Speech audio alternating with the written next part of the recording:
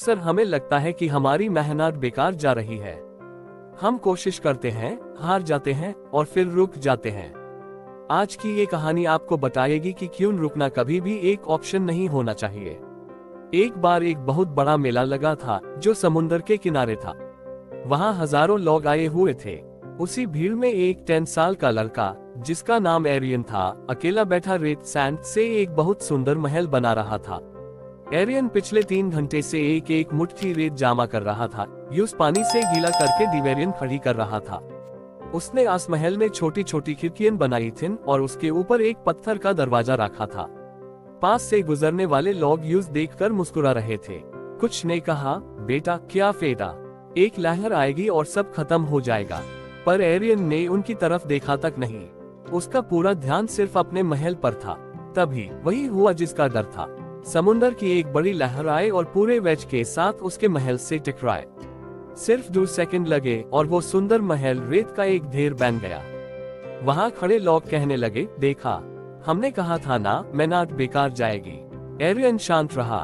उसने अपने भीगे हुए कपड़े झाड़े, अपने नन्हे हाथों से दोबारा रेत इकट्ठा की और एक प्यारी सी मुस्कान के साथ बोला, कोई बात नहीं, अब की बार मैं इसका बेस थोड़ा और मजबूत बनाऊंगा।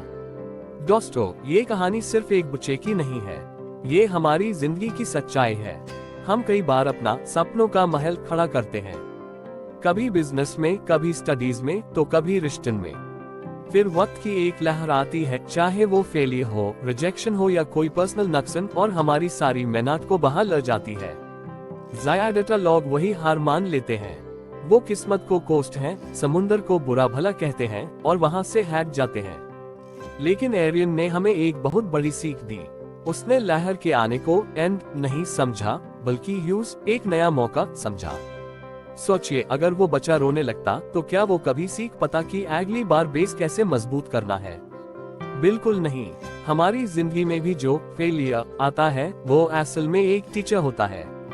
वो हमें बताता है कि पिछली बार कहाँ कमी रह गई थी। सक्सेस का मतलब ये नहीं है कि आपके ऊपर कभी लहर नहीं आएगी।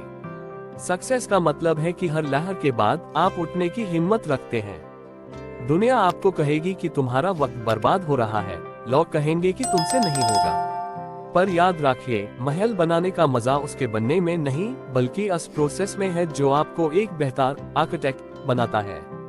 जब आप गिरकर दोबारा खड़े होते हैं तो आप पहले से ज्यादा समझदार और पहले से ज्यादा ताकतवर होते हैं। हर बार जब आपकी मेहनत मिट्टी में मिलती है तो आपको मिट्टी की पकड़ और बेहतर समझ आने लगती है।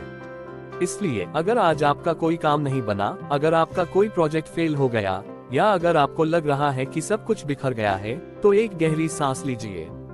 समुद्र की इस लहर को धन्यवाद करिए जिसने आपको ये बताया कि अभी और सीखना बाकी है। एरियन ने इस दिन शाम तक 3 बार महल बनाया। तीसरी बार का महल सबसे बड़ा और सबसे सुंदर था। जब सूरज ढल रहा था तब वो बच्चा घर की तरफ चला गया। उसने पीछे मुड़कर नहीं देखा कि महल बचा या नहीं, क्योंकि वो महल बनाना सीख चुका था। दोस्तों, स्किल्स और तजुर्बा आपसे कोई नहीं छीन सकता। रेत तो फिर मिल जाएगी, बस आपके अंदर दोबारा हाथ डालने की हिम्मत होनी चाहिए। अपने अंदर के इस बच्चे को जिंदा रखिए जो गिरने के बाद रोता नहीं, बल्कि मुस्कुराकर कहता है, एक बार फिर कोशिश करते हैं। याद रखिए, कोशिश करने वालों की कभी हार नहीं होती, सिर्फ सीख होती है।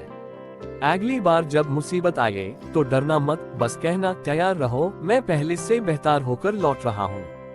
दोस्तों, आपको यह कहानी कैसी लगी कमेंट करके जरूर बताइए। मिलते हैं इसी हाई और मोटिवेशनल वीडियोस के साथ।